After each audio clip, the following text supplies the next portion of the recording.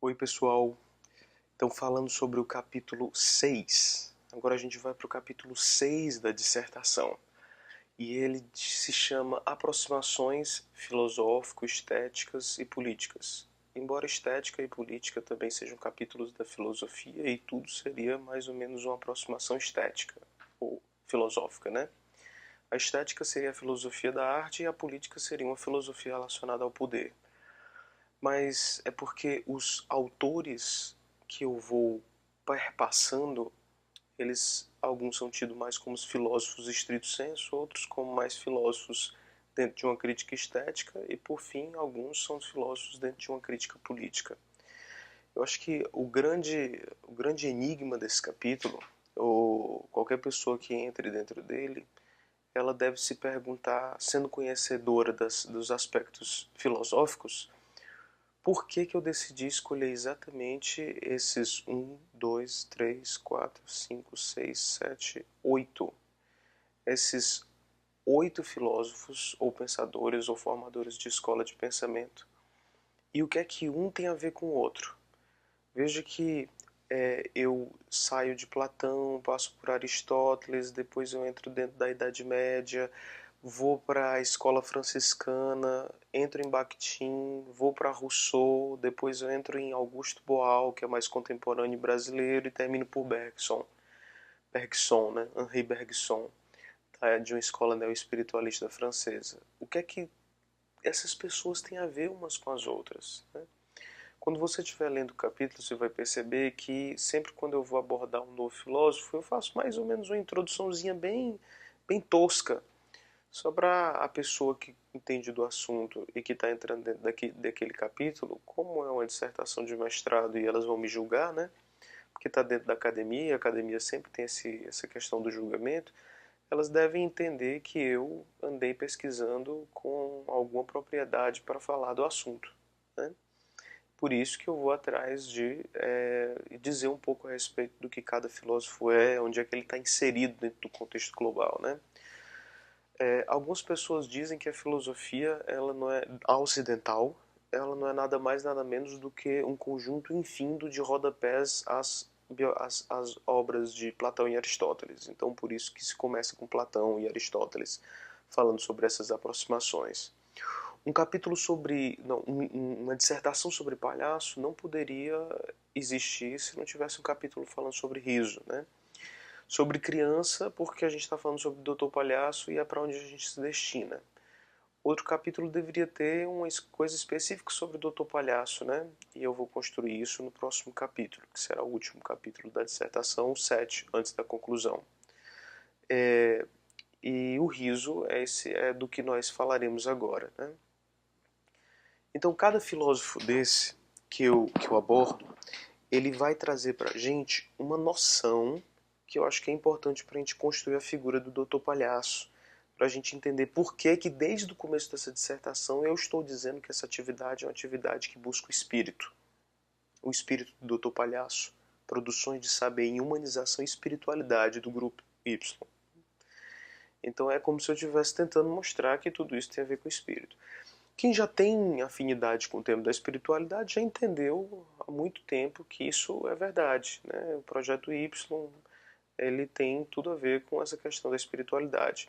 Mas quem não tem muita afinidade acha que isso é um abstracionismo, que talvez eu esteja pecando por excesso e extrapolações.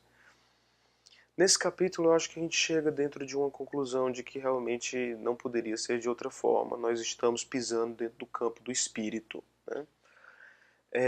Mas vamos começar. Eu convido Platão para conversar só para dizer, mostrar para você o quanto ele desprezava essas questões da comédia.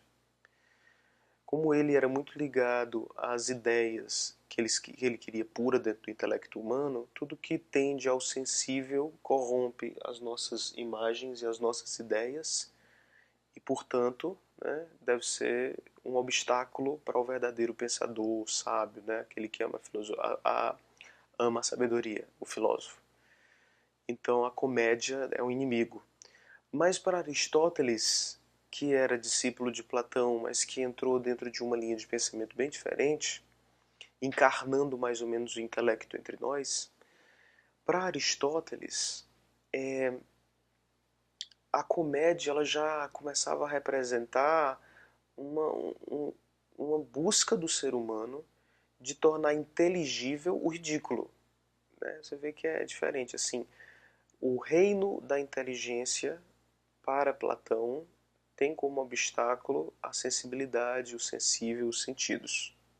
Os sentidos, né? E se a gente se apegar muito a esses sentidos em busca desse reino do inteligível, nós estaremos em maus lençóis. Aristóteles já diz, não tem como a gente se desapegar dos sentidos. Né? E a gente deveria perceber que o esforço da poética, da comédia, é um esforço de tornar inteligível aquilo que é ridículo. Então Aristóteles já considerava com um pouco mais de pendor ou de aceitação a questão da comédia e do riso. Né? Nós não temos uma obra de Aristóteles que fala especificamente sobre a comédia. Dizem que ele realmente escreveu, seria a continuidade da obra dele da poética, mas ela foi perdida aí no tempo. Inclusive com os incêndios aí de Alexandria, ou talvez mesmo como Humberto Eco levanta aí o nome da Rosa no incêndio lá no meio de algum mosteiro aí da Idade Média, né? Então você tem isso em Aristóteles. Mas a gente não pode cair na noção de que Aristóteles respeitasse a comédia como um todo. Ainda para ele a tragédia era superior, porque a tragédia ela mexia com o que havia de mais sagrado dentro do ser humano, e a comédia ainda meio que ficava na superfície, embora tanto um quanto o outro fossem atrás de materializar na arte o que seria inteligível. Né?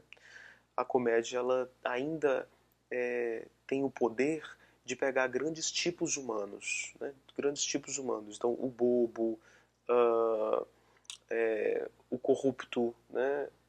O ladrão. Você vai pegando todos esses tipos humanos que mostram muitos defeitos e falhas e vai criando personagens que corporificam o que a gente tem eles no intelecto. Então, Aristóteles ele tinha essa marca. Outro aplauso que Aristóteles faz para a comédia é porque dentro do capítulo da retórica, que é uma arte muito importante num contexto grego político, né, em todo contexto político, a comédia ela serve como um artifício para fazer as pessoas te ouvirem melhor sem se cansar. Né? Então, se você fosse pensar, já ir pensando Y a partir, por exemplo, de um primeiro autor que elogia a comédia, nós tornamos inteligíveis o ridículo que está sendo colocado dentro dos hospitais. Isso é uma coisa interessante, né? Para fazer com que ele se torne visível para ser estudado. Então, o estudo do ridículo dentro dos hospitais. E a outra questão seria permitir que um certo discurso de consolo seja passado para as pessoas, ou permitir que as pessoas consigam ainda viver dentro dos hospitais com um pouquinho de graça, né? Seria como se fosse o recreio. Depois, eu falei para vocês sobre Humberto Eco, então a gente entraria dentro da Idade Média. Sabe-se que na Idade Média o riso não era respeitado, muito pelo contrário, ele era tido como inimigo também. Porque nunca se viu Jesus sorrir. Você não tem nenhuma grande imagem de Jesus sorrindo. Imaginava-se que rir fosse contra o sagrado. Rir fosse uma atitude do espírito humano que podia levar à profanação do que era sagrado. A atitude para com o sagrado era uma atitude de seriedade, de sobriedade, de lucidez, de senho cerrado e atencioso. Muito embora eles fizessem uma certa dicotomia entre o que eles chamavam de letitia temporalis, que é como se fosse uma alegria fugaz, quando você tem algo na vida que te dá um certo prazer, mas que esse prazer não cheire a concupiscência, e o gaudium eternalis, spiritualis, sei lá como é que eles chamavam, mas tem esse negócio de gaudium versus letitia. O gaudium seria aquele sorriso interno da alma que contempla Deus, que aceita Deus, que ouve Deus, dentro de uma prece, dentro de uma meditação cristã. Né? Então eles colocavam esses dois poréns dentro da Idade Média. De novo, voltando para o Y. Nossa atividade de rir é o que você deve levar a considerar ela estimula uma leticia temporalis ou um gaudium spiritualis, né? Eu acredito que seja os dois. Em Bergson, a gente vai ver que nós migramos de um para o outro, como se fosse uma descendência e uma ascendência das nossas atitudes de comédia. A gente chega lá. Estamos falando da Idade Média. Nela havia uma exceção. Se você for atrás de ler esse capítulo, por favor, leia sobre o que eu escrevo sobre Francisco de Assis.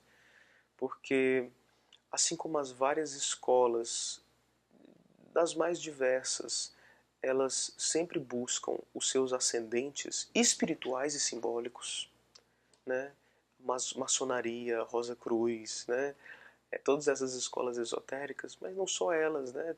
Toda escola que se preze, mesmo não sendo esotérica, a medicina, a psicologia, ela sempre busca sua história. E tanto melhor se elas procurar sua história na sua ascendência simbólica. Eu acredito que eu encontrei em Francisco de Assis e os franciscanos uma ascendência simbólica dos doutores palhaços. Por quê? Eram pessoas mendicantes, pessoas que decidiram abandonar o que eles consideram coisas fúteis da sociedade para se entregar ao exercício de Deus. Ao contrário do que existia na Idade Média, em profunda rejeição contra as crianças, o Francisco de Assis fez do menino Jesus o símbolo maior do louvor, e não Jesus crucificado. Ele fez da alegria e do sorriso, da leticia temporalis, o gaudium espiritual, né? Quer dizer, ele transformou o Jesus crucificado no menino, e olhando para esse menino ele decidiu sorrir. Então é um mendigo, é um bobo, é como se fosse o bobo da igreja, que está se dedicando ao ofício de fazer a caridade, de ser o mais humilde de todos, de ser nu com o Cristo nu, né?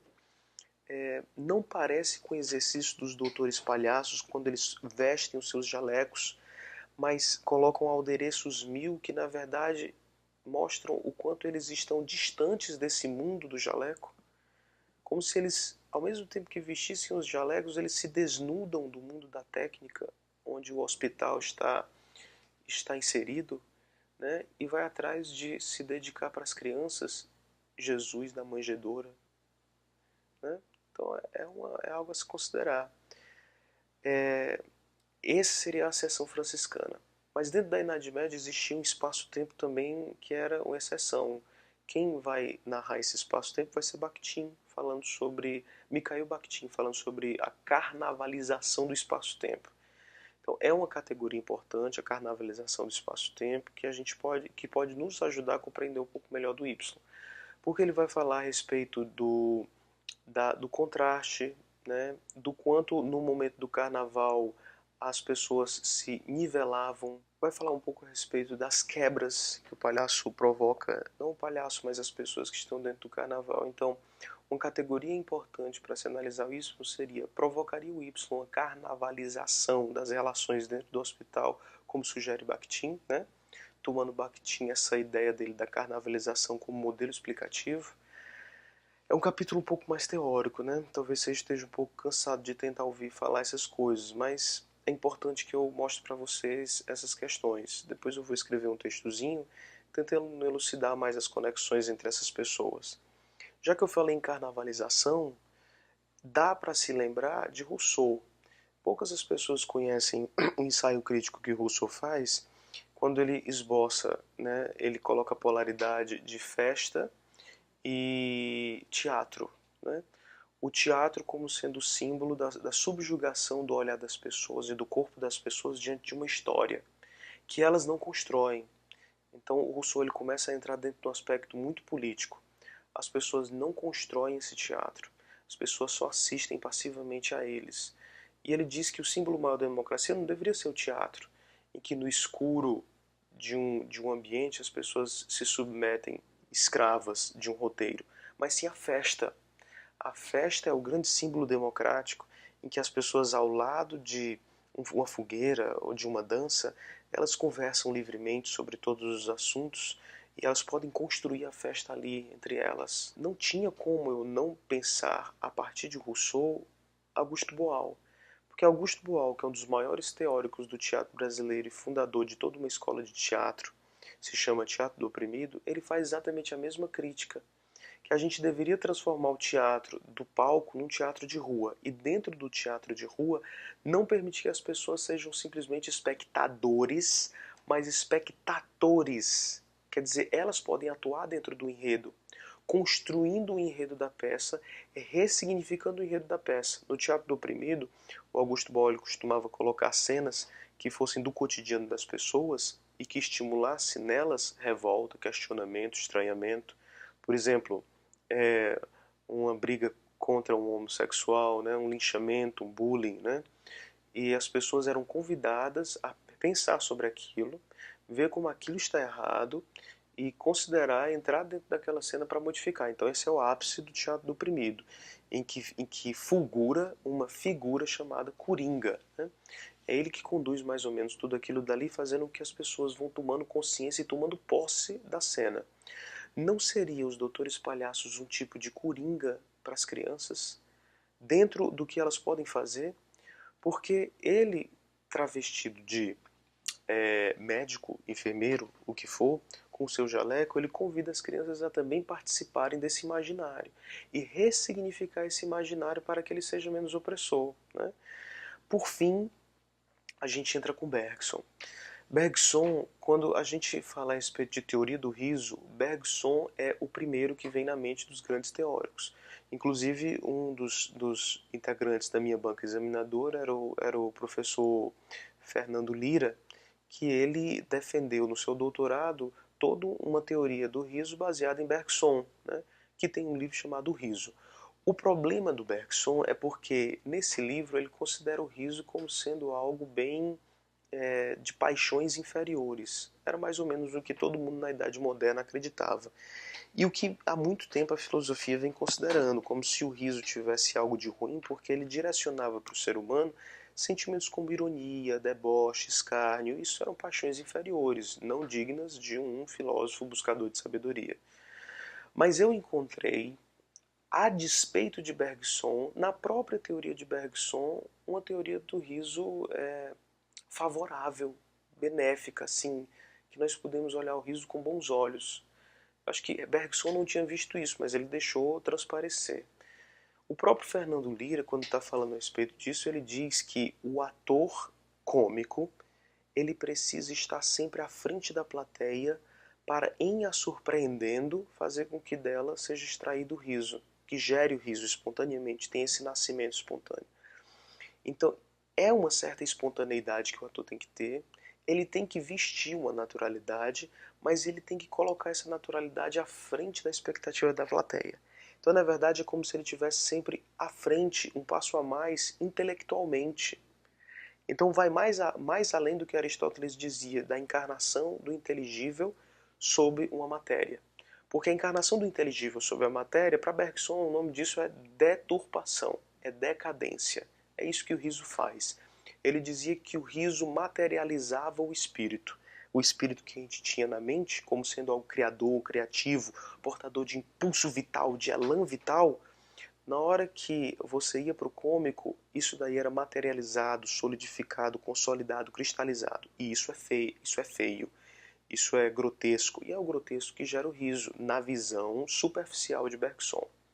Mas se a gente pegasse a própria filosofia do Bergson, mostrando que o ator cômico tem impulso vital, por causa da sua espontaneidade, por causa da sua criatividade, a gente vai entender que, na verdade, o riso, ele dialoga com o espírito, que é o conceito, a categoria com que Bergson vai trabalhar.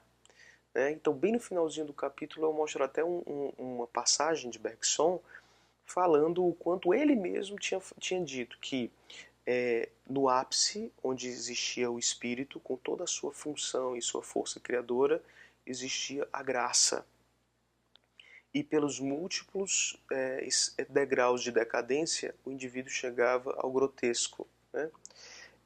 O cômico seria mais relacionado à falta de movimento, portanto ao rigor e à rigidez, do que mesmo à feiura, diz Bergson. Só que dentro desse excerto eu encontrei o que Bergson acabou de me dizer, que o feio ou o grotesco ou o rígido, o que gera o cômico, tem parentesco com a graça. No próximo capítulo eu vou falar como essa graça que tem parentesco também com o Gaudium Spiritualis, como essa graça que não deixa também de ser a Letícia Temporalis do Francisco de Assis, reconcilia-nos, portanto, o palhaço com o espírito. Até o próximo capítulo.